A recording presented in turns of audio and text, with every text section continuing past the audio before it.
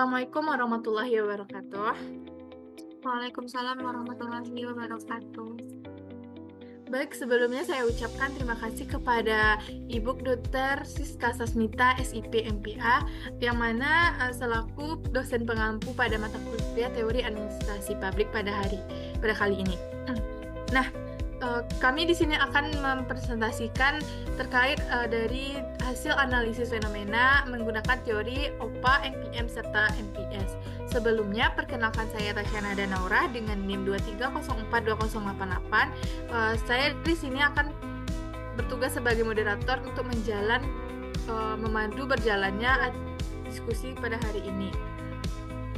Dan dua rekan saya yaitu ada Azara Sasabila dengan NIM 23042129. Satu lagi ada Dian Kurnia Laila dengan NIM 23042141.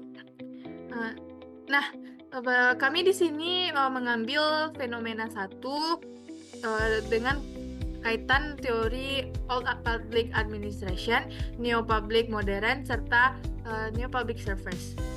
Di mana pada fenomena satu ini terdapat menjelang Hari Raya Idul Fitri, Kota Payakumbuh mengalami lonjakan arus mudik yang signifikan. Pemerintah kota telah berupaya mengantisipasi dengan berbagai layanan dan fasilitas untuk pemudik seperti posko pengamanan, layanan kesehatan, dan kebersihan.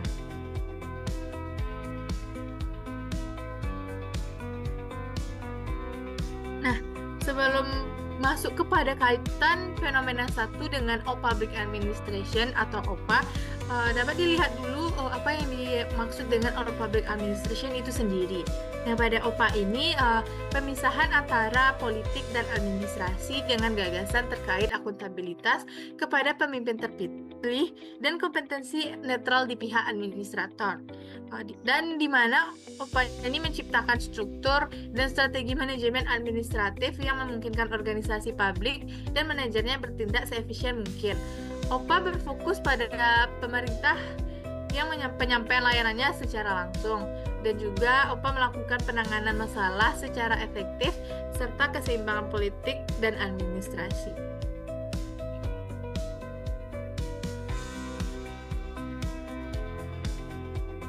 Terdapat beberapa poin penting pada All Public Administration itu. Yang pertama dapat dilihat pada fokus pemerintah yang penyampaian layanannya secara langsung, serta tujuan yang ditentukan oleh secara politis, dan administrasi publik dibebankan dengan implementasi kebijakan publik. Pada All Public Administration, administrator bertanggung jawab kepada dan juga organisasi hierarkis dan serta efisiensi dan rasionalitas. All Public Administration sendiri bersifat memiliki sistem tertutup, kebijakan dan keterlibatan warga yang terbatas, dan di mana juga administrator sebagai perencanaan, pengorganisasian, staf pengarahan, koordinasi, serta penganggaran.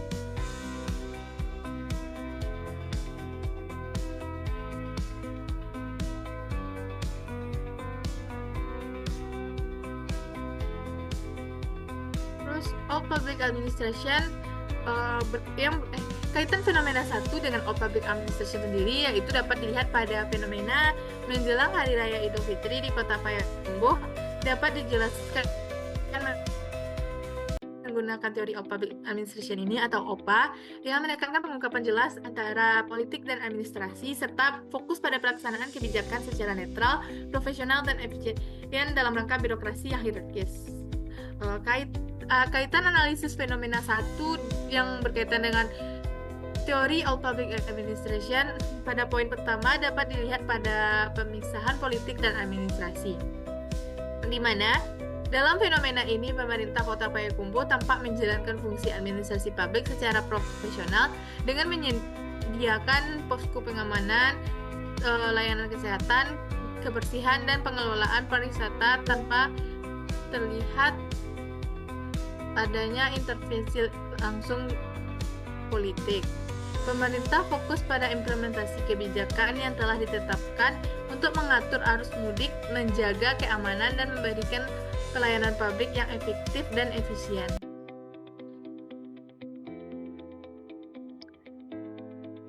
Pada poin kedua dapat dilihat fenomena satu yang berkaitan dengan public administration sendiri, yaitu hierarki dan profesionalisme birokrasi, yang mana kegiatan pengamanan, pelayanan kesehatan, kebersihan, dan pengelolaan pariwisata dilakukan oleh aparat birokrasi yang terorganisir secara hierarkis.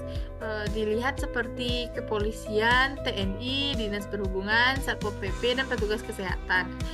Mereka menjalankan tugas sesuai dengan fungsi dan tanggung jawab masing-masing dalam struktur pemerintahan yang jelas, mencerminkan prinsip birokrasi Weberian yang menjadi dasar public administration sendiri. Pada poin ketiga itu dapat terlihat kaitan fenomena satu dengan public administration sendiri pada fokus pelaksanaan kebijakan dan pelayanan publik, di mana pada fenomena satu ini dinyatakan bahwasanya pemerintah kota tidak hanya mengatur lalu lintas dan keamanan, tetapi juga menyediakan layanan pendukung seperti minuman gratis, tempat duduk, obat-obat tandingan, serta layanan kesehatan 24 jam di rumah sakit dan puskesmas. Hal ini menunjukkan orientasi OPA pada pelaksanaan kebijakan publik yang bertujuan memberikan pelayanan yang tepat, benar, dan berhasil kepada masyarakat.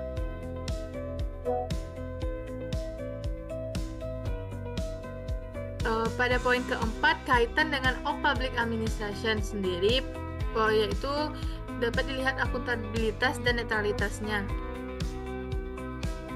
di mana dilihat berdasarkan narasi fenomena satu terdapat akuntabilitas dan netralitas dikarenakan adanya pelaksanaan tugas aparat di posko pengamanan dan petugas kesehatan menunjukkan sikap profesional yang netral tanpa campur tangan politik yang berlebihan.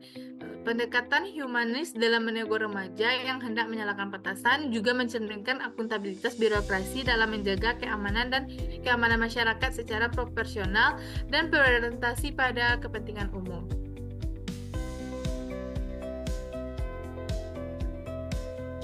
Kaitan fenomena satu dengan teori public administration atau OPA dapat dilihat pada peran pemerintah sebagai rowing. Nah, di mana perspektif OPA, pemerintah berperan sebagai pelaksana kebijakan atau rowing, bukan sebagai pembuat kebijakan utama.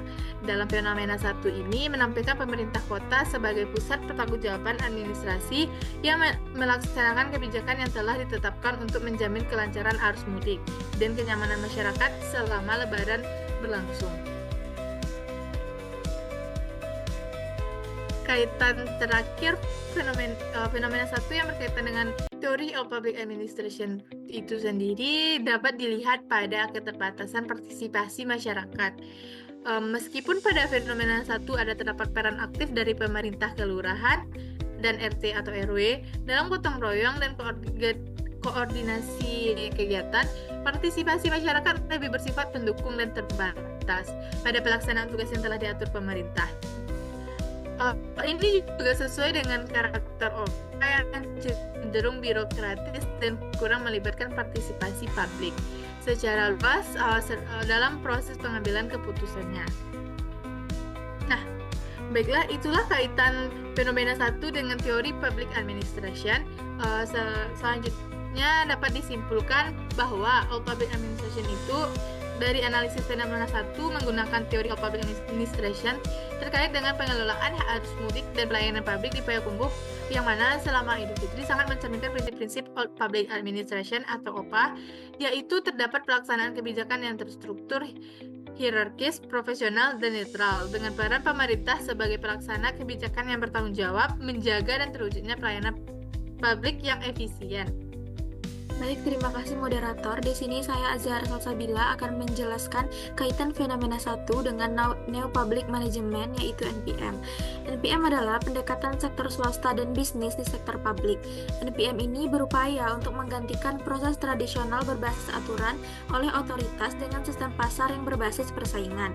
Jadi NPM ini bergantung pada mekanisme pasar. Untuk memandu program publik dan pemerintah hanya bertugas untuk menyediakan regulasi dan pengawasan saja.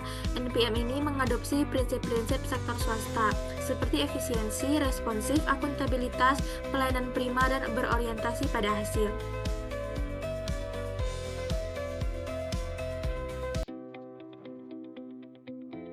NPM ini ini mendorong keterlibatan sektor swasta dalam pelayanan publik, agar pelayanan publik menjadi lebih efisien. Jika kita lihat dan analisis dari fenomena 1, dapat kita ketahui bahwa ada kemungkinan terjadi keterlibatan sektor swasta, yaitu pada fenomena 1 dijelaskan adanya petugas kebersihan yang bekerja ekstra saat lebaran karena volume sampah yang meningkat drastis. Hal ini memungkinkan adanya tambahan pekerja yang berasal dari pihak swasta yang tidak semuanya pegawai pemerintah. Jadi ada kemungkinan pemerintah melakukan kerjasama atau kontrak dengan pihak swasta untuk menyediakan jasa kebersihan karena lonjakan sampah pada saat libur lebaran ini. Lanjut, pada fenomena juga disebutkan bahwa ada CCTV yang dipasang di pasar dan swalayan besar, yang kemungkinan adalah inisiatif dari sektor swasta itu sendiri, seperti pengelola pasarnya, pemilik toko, atau manajemen mal. Di sini pemerintah mungkin hanya memberi regulasi atau imbauan, tapi investasi CCTV itu dilakukan oleh swasta sendiri untuk menjaga keamanan mereka. Lalu terjadinya lonjakan wisatawan pada hari libur lebaran, seperti pada wisata Ngalau Indah dan kawasan Batang Agam. Terjadi lonjakan wisata ini yang akhirnya membentuk kerjasama antara pemilik tempat wisata, yaitu swasta sendiri, dan petugas dari Dinas Pariwisata, yaitu pemerintah yang turut berjaga di pintu masuk, mengatur parkiran, hingga mengawasi kebersihan area wisata. Dalam Neo Public Management juga mendorong penggunaan sistem pasar berbasis persaingan agar layanan publik lebih efisien dan berkualitas.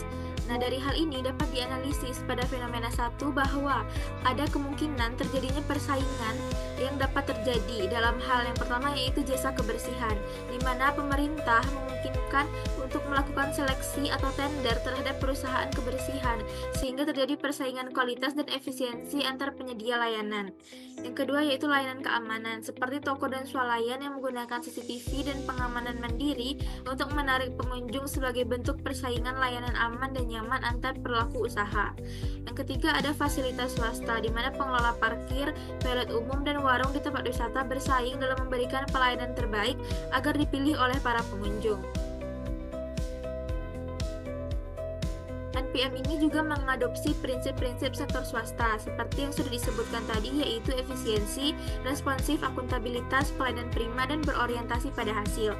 Hal ini dapat dibuktikan pada kejadian yang dijelaskan pada fenomena 1, yaitu di mana pelayanan publik yang responsif dan efisien. Hal ini dapat dibuktikan dari pemerintah yang mengantisipasi lonjakan pemudik dengan menyediakan fasilitas layanan seperti posko pengamanan terpadu dan posko kesehatan, serta rumah sakit dan puskesmas tetap buka 24 jam, yang dimana hal ini menunjukkan pemerintah cepat tanggap mempersiapkan layanan yang fleksibel dan sesuai dengan kebutuhan masyarakat saat masa mudik lebaran. Yang kedua yaitu terjadinya kolaborasi antar instansi, yaitu kolaborasi antar instansi seperti posko yang dijaga oleh gabungan aparat dari kepolisian, TNI, Dinas Perhubungan, Satpol PP, serta pada posko kesehatan yang bahkan melibatkan PMI dan Dinas Kesehatan sendiri. Yang ketiga yaitu berfokus pada orientasi hasil dan kinerja, di mana pemerintah bukan hanya sekadar prosedur tapi hasilnya, yang dapat dilihat dari penambahan armada pengangkut sampah dan jam kerja petugas kebersihan untuk menjaga kebersihan.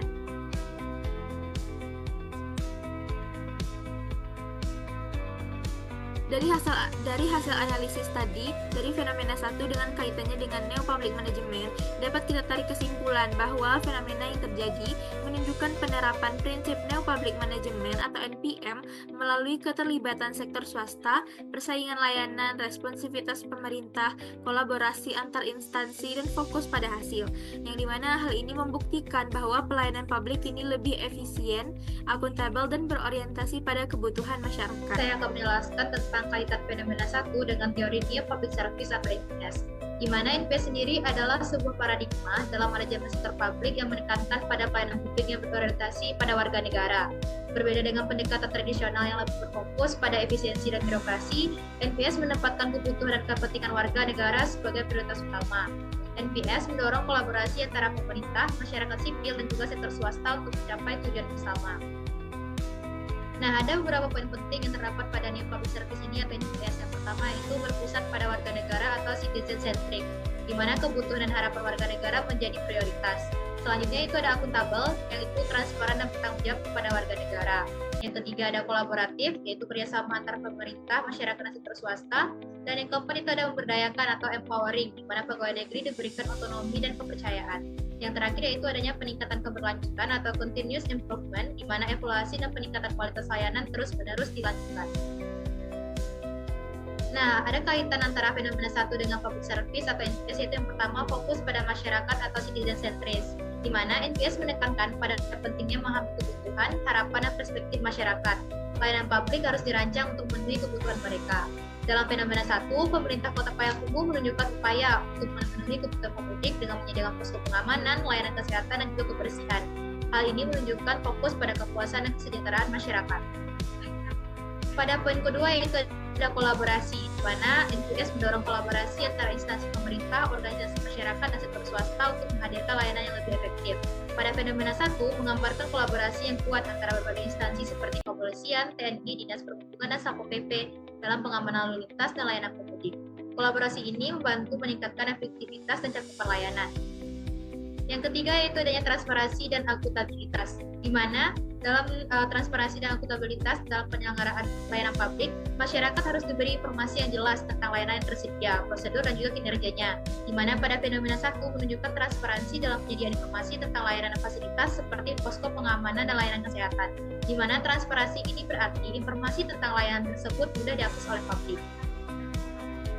Yang keempat adalah keadilan dan inklusivitas, di mana NPS menekankan pada pentingnya layanan yang adil dan merata bagi seluruh warga tanpa memandang latar belakang. Pada fenomena 1 tidak secara eksplisit menyebutkan upaya khusus untuk menjaga kelompok marginal. Namun layanan yang tersedia seperti posko pengamanan dan layanan kesehatan secara umum diusahakan agar dapat diakses oleh semua publik. Yang kelima yaitu ada teknologi sebagai pendorong, di mana NPS memanfaatkan teknologi untuk meningkatkan efisiensi, efektivitas, dan akutivitas layanan. Namun pada fenomena 1 tidak secara detail dijelaskan bahwasannya penggunaan teknologi ini berpengaruh.